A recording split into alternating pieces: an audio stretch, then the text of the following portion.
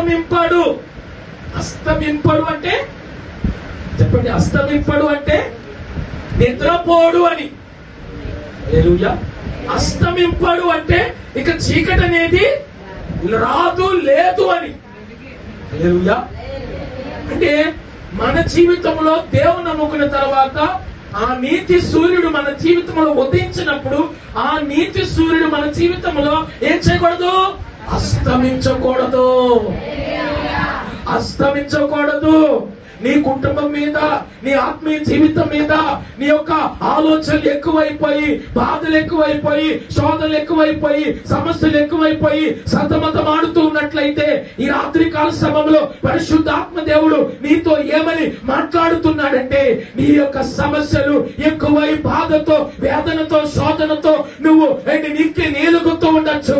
కానీ పరిశుద్ధాత్మ దేవుడు ఈ రాత్రి కాల సమయంలో నీ జీవితంలో నీతి సూర్యుడు ఉదయించి, నీతి సూర్యుడు ఉదయించి నీ జీవితంలో ఉదయించిన సూర్యుడు అస్తమింపకుండా ఉండేటట్టు నువ్వు జాగ్రత్త పడినట్లయితే, అస్తమింపని సూర్యుడిగా నీ జీవితంలో ఆయన క్రియ చేసినట్లయితే నీ సమస్యలో నుంచి, నీ బాధలో నుంచి, నీ అవమానంలో నుంచి, నీ నిందల్లో నుంచి ఈ యొక్క అస్తమింపని సూర్యుడు ఈ చీకటిని తొలగించగలడు, శోధనను తొలగించగలడు, బాధలను తొలగించగలడు, వేదనను తొలగించగలడు, దుఃఖమును, నిట్టూర్పును తుడిచివేయగలడు.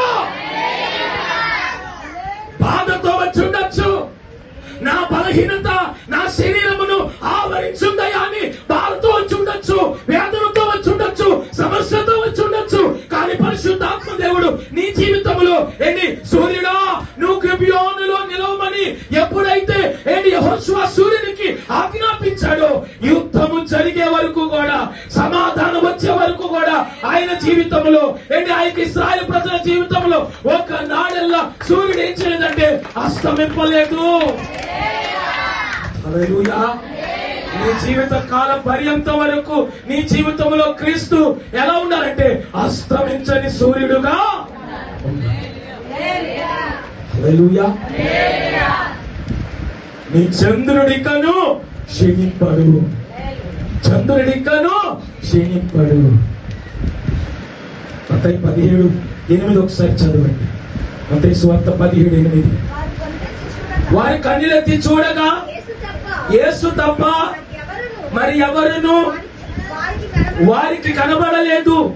వారు కొండ దిగి వచ్చుచుండగా మనుష్య కుమారుడు మృతులలో నుండి లేచు వరకు దర్శనము. హల్లెలూయా. అంటే చూడండి, ఆయన ఎత్తైన కొండపైకి తన శిష్యులను తీసుకుని వెళ్లి, పేతురును, యోహానును, యాకోబును తీసుకుని వెళ్లి ఆ ఎత్తైన కొండ మీద రూపాంతరము. హల్లెలూయా. అంటే ఆయన ముఖము సూర్యుని వలె ఏం చేసిందంటే ప్రకాశించింది. హల్లెలూయా. ఆ ప్రకాశమానమైన సూర్యుడు ఎప్పుడు నీలో వెలుగుతూనే ఉండాలి తప్ప ఏం చేయకూడదు? అస్తమించ. ఇశ్రాయేలు ప్రజలకి ధర్మశాస్త్రములో యాజకులకి దేవుడు ఏమిచ్చాడంటే లేవి గోత్రానికి పరిచర్య ఇచ్చాడు. ఏ పరిచర్య? యాజక పరిచర్య ఇచ్చాడు ధర్మశాస్త్రములో.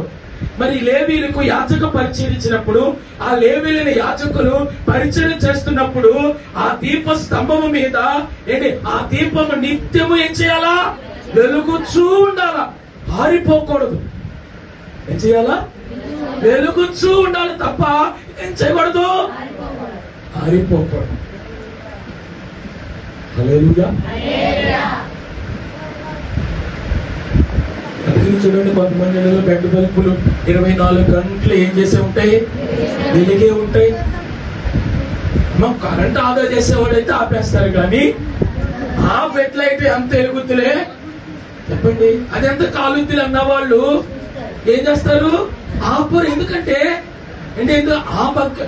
ఇదివరకున్నప్పుడు అలా ఉన్నాం, అలా దీపం ఏం చేయకుండా ఆరిపోకుండా. ఇప్పుడు దేవుళ్ళలోకి వచ్చాక కూడా మన ఆత్మీయ జీవితం అనే దీపము ఏం చేయకూడదు? అస్తమించ. ఆయన ఎవరు మన జీవితంలో? అస్తమింపని సూర్యుడు. చెప్పండి, మన జీవితంలో ఆయన ఎవరు? అస్తమింపని సూర్యుడు. 3, 4 ఈసారి ఎప్పుడైనా ధ్యానం చేసుకుందాం. దేవుడి కొద్ది మాటలు దీవించును కాక.